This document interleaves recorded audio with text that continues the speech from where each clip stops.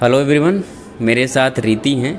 और आप सभी बच्चे ये सोचते होंगे कि जब कभी यूनिवर्सिटी में सिलेक्शन हो और जैसे बीएचयू जैसे यूनिवर्सिटी में, तो वो जर्नी कैसी होती है? पेनफुल होता होगा। खुशी तो बहुत होती है यूनिवर्सिटी में एडमिशन के बाद। तो आज रीति से जानेंगे कि वो जर्नी क्या थी जब वो प्रिपरेशन कर रही थी। तो बताओ कि यूनिवर्सिटी में आने के बाद क्या महसूस हो रहा है, कैसा महसूस कर रही हूँ? सर मैं बहुत बहुत ज़्यादा खुश हूँ क्योंकि मुझे मेरी ड्रीम कॉलेज मिली है और मैं यहाँ बचपन से आना चाहती थी।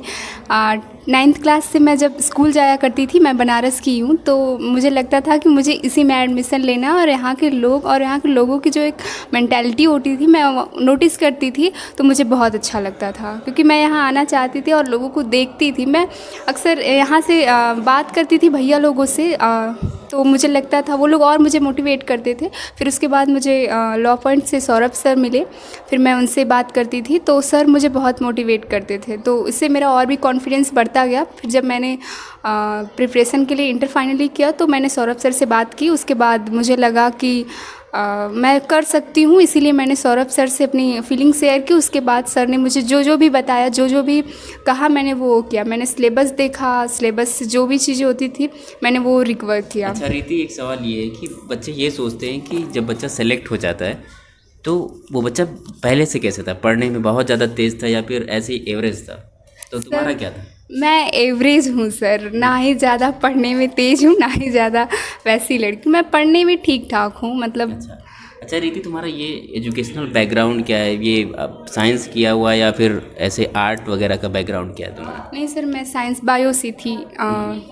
9-10 मेरा मैथ्स था और इसके बाद मैंने बायो लिया था। उसके बाद मुझे लगा कि मुझे यही में जाना है, तो मैंने इसके बाद सारे जो भी होते हैं सोशल साइंस और लीगल स्टडीज़ सारी बुक्स पढ़े मैंने। उसके बाद मैं पहले सर से मिली मैं, उसके बाद सर ने मुझे जो जो भी बुक रिकमेंड की थी मैंने वो बुक ली। सर 2 ही बुक बताए थे। मैं क्लैट का भी प्रिपरेशन कर रही थी तो सर यूनिवर्सल की बुक बताए थे। उसके बाद मैंने एक सवाल और है कि जैसे ये सोचते हैं कि बहुत बच्चे की फाइनेंशियल उनका सपोर्ट ठीक नहीं है या फैमिली सपोर्टिव नहीं है, तो तुम्हारे केस में क्या था? फैमिली सपोर्टिव थी और फाइनेंशियल कंडीशन क्या है तुम्हारा? सर फाइनेंशियल कंडीशन मेरी ठीक है और मैं जितना भी था मैंने यूट्यूब से पढ़ा है। उसके बाद अगर आपको उसमें कुछ भी फाइनेंशियल इशू तो नहीं होती है सर उसमें, क्योंकि बहुत सारे चैनल्स हैं और मालवीय एकेडमी है, उसमें बहुत सारे सर भी उसमें थे। मालवीय एकेडमी पढ़ा रहे थे ऋषभ सर, सौरभ सर और बहुत सारे टीचर्स थे जो बता रहे थे, तो उनको फॉलो कीजिए बस। सर मैं यही कहूँगी कि मैंने उन्हीं को फॉलो किया, उन्होंने जो कंटेंट दिया। ये भी सवाल होता है कि एलएलबी ही क्यों? कब ये मन में आया कि मुझे बीए एलएलबी करना है ना, लॉ फील्ड में जाना, ये कब ख्याल आया? सर ये मुझे 9th क्लास से ही ख्याल आया कि मैं इसमें जाना चाहती हूँ, क्योंकि मैंने अक्सर यहाँ से लॉ फैकल्टी से अक्सर जाती हूँ मैं, तो मुझे बहुत सारे जजेस वगैरह और एडवोकेट्स जाते रहते हैं। इस कॉलेज में एंट्री होती है सर उन लोगों की, सर वो आते हैं, तो मैं अक्सर बाहर से देखा करती थी, तो मुझे लगता था ये बहुत ज़्यादा वो रिस्पेक्टफुल वो है प्रोफेशन। हाँ सर, तो उसके बाद मैंने ये चुना। और भी बहुत सारे रीजंस है सर उसके बाद। अभी तो मैं वहाँ पे गई नहीं हूँ सर, तो मैं ऐसा नहीं कह सकती सर। मैं उसको जाने के बाद ही और सारी चीज़ें बताऊँगी कि मैंने ये ही क्यों चुना। ये तो बस एक अच्छा ठीक है। अच्छा रीति, ये बच्चों का सवाल रहता है कि जब वो लोग प्रिपरेशन करने आते हैं तो वो सोचते हैं कि सोर्सेज क्या यूज करें। सोर्सेज में 2 बात होती है, कोचिंग करें ना करें, और अगर मान लो सेल्फ स्टडी उनको करना है तो वो बुकें क्या फॉलो करें। क्या तुम्हारा राय होगा उनके लिए कि मतलब कि सोर्सेस में क्या यूज करें और तुमने सोर्स में क्या यूज किया? सर मैं सबसे पहले तो कहना चाहूँगी कि आप अगर अच्छे मेंटर्स को जानते हैं तो उनसे मिलिए। लाइक सौरभ सर, मैं सौरभ सर से ही मिली थी क्योंकि मुझे कुछ भी पता नहीं था। इस प्रोफेशन में आने से पहले मैं कुछ भी नहीं जानती थी, तो मैंने कहा कि मैं एक बार सर से बात कर लेती हूँ। और एक सर है जो मेरी शुरू से लेकर अब तक हेल्प कर रहे हैं और मैं चाहती हूँ कि सर आगे भी करें। तो अच्छा रीति, ये है कि जैसे कि बीए एलएलबी के लिए जो बच्चा आ रहा है उसको ये पता है कि उसको लीगल स्टडीज डोमेन में पढ़ना है, जीटी पढ़ना है, और लैंग्वेज में एक हिंदी, इंग्लिश या फिर उसका कोई अदर लैंग्वेज हो सकता है। तो लीगल स्टडीज़ में क्या पढ़ा तुमने? सोर्सेज क्या थे तुम्हारे लीगल स्टडीज़ के लिए? सर लीगल स्टडीज़ के लिए मैंने पहले सिलेबस देखे, उसके बाद मैंने यूट्यूब से देखे जो भी सर बता रहे थे, जो भी उन्होंने कंटेंट्स दिया, उसके बाद मैंने उसको पढ़ा और उसको फॉलो किया। और मेरा कोई वो नहीं था, मैं सारी चीज़ें फॉलो करती थी जो हुआ करता था लाइव क्लासेस में। मैं लाइव क्लासेस पूरा अटेंड करती थी और जो भी मुझे वीडियोस मिलती थी मैं उसको देखती थी, और उसके बाद जो भी पीडीएफ्स वगैरह सर देते थे मैं उसको पढ़ती थी। और मेरा वो था कि मैं रोज़ उसको फॉलो करती थी, क्योंकि एक बात होता है कि सर लाइव क्लास के बाद आपको रिकॉल करनी होती है चीज़ें 5 मिनट या 10 मिनट कि आपने क्या सीखा। तो सर मेरा वही था हमेशा से हर क्लास में। अच्छा, ये कोचिंग के अलावा भी बुक्स फॉलो किया या फिर सिर्फ कोचिंग है? बुक्स खरीदा था, बुक्स फॉलो हुई? हाँ सर, बुक्स मैंने ख़रीदा था क्लैट के लिए, यूनिवर्सल की बुक मैं अक्सर पढ़ती थी, लेकिन मेरा उसमें नहीं हुआ। तो मैंने उसके बाद सर पहले क्लैट का एग्ज़ाम था तो मैंने उसको साइड में रख दिया जब एग्ज़ाम्स आए, और बाकी मैंने रिवीजन तो सर आपके लाइव क्लासेस से अटेंड करके करती थी, और उसके बाद जो भी आप लाइव क्लासेस के पीडीएफ्स देते थे मैं उससे देखती थी, क्योंकि क्वेश्चन सर जो आए थे आपके ही क्वेश्चंस लग रहा था, बस वो थोड़ा बहुत चेंज किया गया था, लेकिन सारे क्वेश्चंस आपके ही पढ़ाए हुए आए थे, क्योंकि आपने जो भी रिवीजन करवाया था वही सारी चीज़ें थी।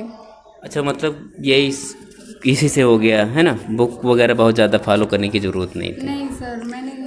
अच्छा शालिनी, ये सवाल होता है बच्चों का, जैसे कि बीएचयू जैसे संस्थान में एडमिशन हो जाने के बाद ये लगता है कि बच्ची कितनी पढ़ती थी, कितने घंटे पढ़ाई हो जाते थे? सर मेरा ज़्यादा पढ़ाई नहीं होता था, पर मैं कोशिश करती थी कि मैं ज़्यादा से ज़्यादा पढूं, क्योंकि लाइव्स वगैरह क्लासेस अटेंड करना, यूट्यूब पे सारे क्लासेस होते थे तो ज़्यादा टाइम तो नहीं होता है, क्योंकि सर उसमें भी होता है। फिर भी मैं 2 घंटे सुबह देती थी ताकि मैं कल का जो था वो आज पढ़ने से पहले पूरा रिविज़न कर लूँ, और उसके बाद सर मैं रात को सोने से पहले 2 घंटे कोशिश करती थी कि मैं सारा कवर कर सकूँ। इससे सर मेरी रिविज़न अच्छी होती गई। अच्छा, ये तो रीति ठीक है, लेकिन ये होता है कि शुरुआत में तो सिलेबस कम होते हैं, लेकिन जैसे जैसे एग्ज़ाम जब नज़दीक आता है तो बहुत सारा कंटेंट हो जाता है, तो उसमें रिवीजन का क्या तुम्हारा था? रिवीजन कैसे करती थी? सर मैं तो कह रही हूँ कि पहले से ही अगर हम लोग इसको फॉलो करें, पहले से ही रिवीजन पढ़ते जाएं तो उसमें कोई भी वो नहीं है तुम्हारे लिए। सर वो ज़्यादा होता ही नहीं है, अगर हम रोज़ इसको फॉलो करेंगे, रोज़ का मतलब कर लेंगे अपना, तो वो नहीं होता है। और होता था तो सर आप लाइव क्लासेस जो करवाते थे उसमें तो आप सारी चीज़ें लेकर करते थे ना, शुरू से लेके पूरा लास्ट तक, तो मैं उसमें वो करती थी, उसी में करती थी। और सर जो था मैं थोड़ा थोड़ा करके कर लेती थी, उसको भी 10-5 मिनट दे देती थी, क्योंकि पहले से पढ़ा है, अच्छे से रिवीजन किया है, तो फिर ज़्यादा समय देने की ज़रूरत नहीं है सर, मुझे लगता है। अच्छा, मतलब कि ये रिवीजन क्लास के समय हो जाता था, बाकी अलग से रिवीजन में थोड़ा जो कुछ घंटे मिल जाते थे, है ना, क्लासेस अटेंड होती थी, कुछ घंटे अपने खुद से पढ़ाई कर लेते, तो रिवीजन का बहुत ज़्यादा ज़रूरत नहीं पड़ा वो, क्योंकि रिवीजन हम समय के साथ करते गए, है ना। तो अच्छा रीति, ये बताओ कि आने वाले बच्चों को क्या सजेस्ट करूँ, वो क्या करें क्या ना करें, क्या सजेशन होगा तुम्हें? सर मेरे साथ तो बहुत सारे फैमिली इश्यूज़ भी हुए, तो मैं उसको साइड रख के अपना पढ़ाई करती थी, क्योंकि सर वो सब बाकी चीज़ें ठीक हो जाती हैं, लेकिन आपका जो ड्रीम कॉलेज है वो जल्दी नहीं मिलता है, तो उसके लिए आप सारी चीज़ें साइड कर दीजिए और पढ़ाई कीजिए, और सर को फॉलो कीजिए यूट्यूब से। अगर आप फाइनेंशियल इशूज़ है तो आप यूट्यूब के सारे कंटेंट देखिए, वहाँ पर फ्री में मिलते हैं, मालविया एकेडमी में बहुत सारे चैनल्स हैं जो आपको मिल जाएंगे। और तो मैं सर वही करती थी, मैंने कोई वो नहीं किया कि मुझे यही चीज़ चाहिए, जो मिला मैं उससे पढ़ाई करती गई। अच्छा रीति, आखिरी सवाल कि अभी आगे क्या बनना है, क्या ये मैं क्या बोलूँ, मतलब कुछ ड्रीम हो, कुछ भी? मैं जाना चाहती हूँ सर जुडिशरी में, पर अभी तो मैं कोशिश ही कर रही हूँ, क्योंकि मुझे मेरा ये रहता है कि तुम अपना बेस्ट दो, उसके बाद तुम ये मत सोचो कि तुम्हारा ये होगा या नहीं, क्योंकि मेरा हमेशा रहता है कि खुद का बेस्ट दो, बस, इससे ज़्यादा कुछ नहीं। तो रीति, बहुत बहुत धन्यवाद लॉ पॉइंट चैनल के साथ जुड़ने के लिए। जैसा कि रीति ने भी बताया कि आप भी रीति की तरह अपनी dream university BHU Banaras Hindu university में एडमिशन ले सकते हैं, उसके लिए रीति ने जो बताया उसको एक बार ध्यान से फॉलो करेंगे। और साथ ही साथ बच्चों, आपको मैं बताऊं कि 2023 के लिए मैंने कुछ वीडियोस बना रखी हैं कि कैसे आप बुक्स का चुनाव करेंगे या कैसे कोचिंग का चुनाव करेंगे, वो आपको प्लेलिस्ट में बन जाएगी। बाकी और बच्चे, जैसे कि रीति, ये भी आप देख रहे होंगे कि बहुत ज़्यादा मतलब संकोच करती है ना, ऐसे बहुत सारे बच्चे हैं, तो आप भी अगर संकोच करते हैं तो संकोच करना बुरी बात नहीं है, संकोच करके भी ड्रीम यूनिवर्सिटी पाई जा सकती है। तो आप सभी तो स्वस्थ रहें, मस्त रहें, और बच्चों के इंटरव्यू ऐसे ही आते रहेंगे। फिर मिलेंगे, थैंक यू।